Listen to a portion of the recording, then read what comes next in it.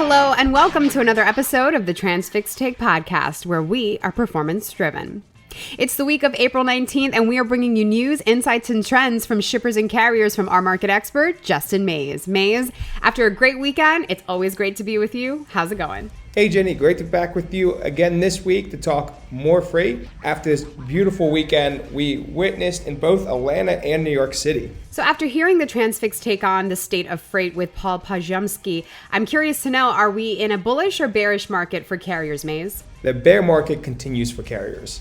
And to be quite honest, Jenny, there's no clear signs of this stopping anytime soon, especially when you click into volumes and find that we were right around the 2019 levels, but with a lot more capacity in the market. Now that is fair. Of course, we are waiting for those volumes to ramp up any moment now, but what did we see last week as some notables, Mays? This past week, we saw the average rate per mile line haul drop farther and ended Friday at $1.58 per mile. That's as tender rejections continue to show resilience through shipper routing guides. And tender rejections continue to be under 3% for dry van and even under 3.5% on the reefer freight. Well, something to consider as well is that spring weather can be rather unpredictable. I mean, take it from me, this past weekend felt like it was summer, right, Mays? Exactly, Jenny. This past weekend, most of the country was enjoying summer temperatures, but it is now quickly turning into a potential threat to capacity in limited markets throughout Wisconsin and Michigan.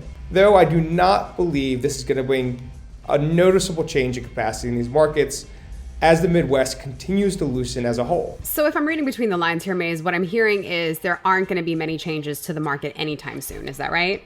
That's right, Jenny. I don't think there's going to be any change in overall capacity and market conditions anytime soon. But as contract rates continue to decline, we will see the spread between contract and spot close in, which in return will bring the spot rates to a bottoming where they stay stagnant, and you'll see those seasonality trends lane by lane with some increasing and some declining. But I do believe we are getting closer to the bottoming, but it's not like there's a great upside coming for carriers necessarily.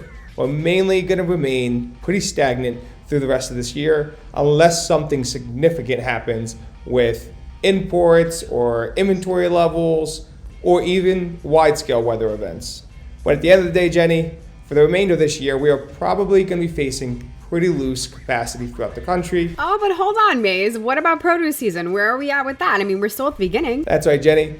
Produce season was one opportunity that carriers were looking forward to bring some volatility into the spot market. But to be quite honest, as we continue to speak on this topic week after week, we see pockets of tightness through the Mexico and US border and parts of southern Florida, but nothing that clearly shouts out at us that we're going to have a strong produce season to bring volatility. In fact, this week we were getting more mixed messages in both the South and Southeast, which we'll jump into in the regional breakdown. Well, now that you mentioned it, let's get right into the regional breakdown, Mays. Where are we starting this week? Jenny, we're going to start up in the Northeast. I know you guys enjoyed beautiful weather this weekend. And for the freight markets, we've continued to see spot rates on a decline over the past week. Now, there is not one single market in the Northeast that saw rates remain flat or rise throughout the entire region. This is as the Northeast continues to loosen going into the warmer months. Now, jumping over to the Midwest, it's a similar story. Warmer weather usually brings looser capacity in the beginning of spring. Most notably, longer hauls and cross-country hauls are seeing larger declines heading back to the West Coast. Now, this has been a lane that we've continued to call out to be cautious of as rates were going up, and it was difficult to find capacity heading back to the West Coast. But when we jump to the West Coast, we'll dive a little bit into why we're seeing this happen. But as I said earlier, the Midwest may experience some pockets of tightening due to weather, but nothing too alarming for anyone to worry about. All right, now why don't we head on down to the coastal region? It's another region that saw every market witness declines last week. Okay, not much to report there, but I know we want to get really into the Southeast region where there are apparently a lot of different variables that we need to get into. This is where we start seeing those mixed messages about produce again. Now, most of the markets here also saw decreases, especially along the Bible Belt of Mississippi and Alabama and most of Georgia. Nashville, luckily, saw pretty modest declines week over week after seeing rates jump up the week prior to last week. But going down to Florida, we continue to see tightening capacity, actually pushing rates outbound Florida up. More specifically, we are seeing tightening within Florida the greatest.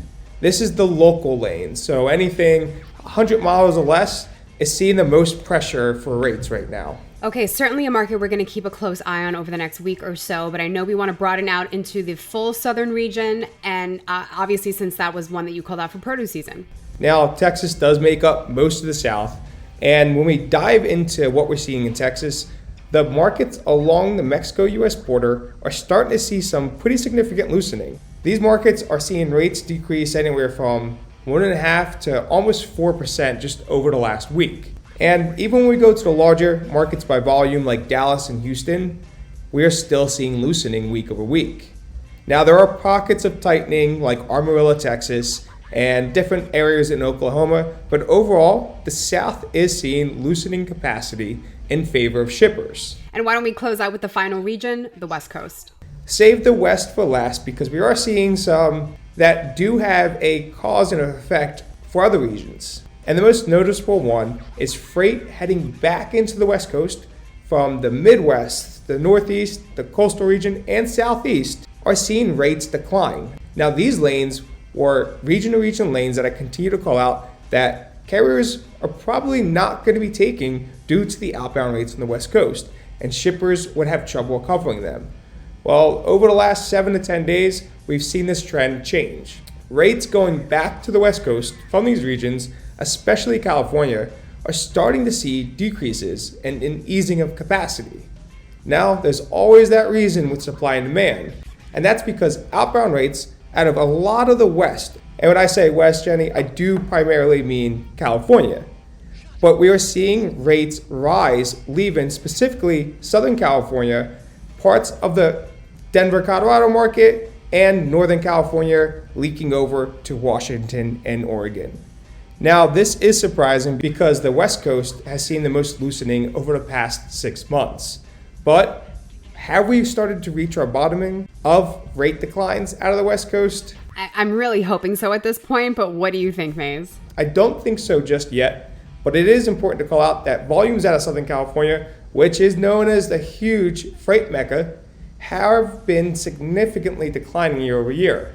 But over the past 7 days, we've actually seen increased volume out of Southern California and tender rejections slightly clip upward. Now, this is probably leading to those slightly higher rates. Nothing dramatic. I don't want people to think that California is heating up and becoming the Gold Coast again. It's not significant, but it's always important to keep an eye on what's happening in Southern California, as it does change the dynamics in other regions. And one of the biggest factors that we have to note here is the fact that we've gotten a significant decrease in imports on the West Coast because of reshuffling over to the East Coast imports. So I guess what that's telling us is there really hasn't been much that's changed or will change. That's right, Jenny. I don't foresee much changing through the month of April.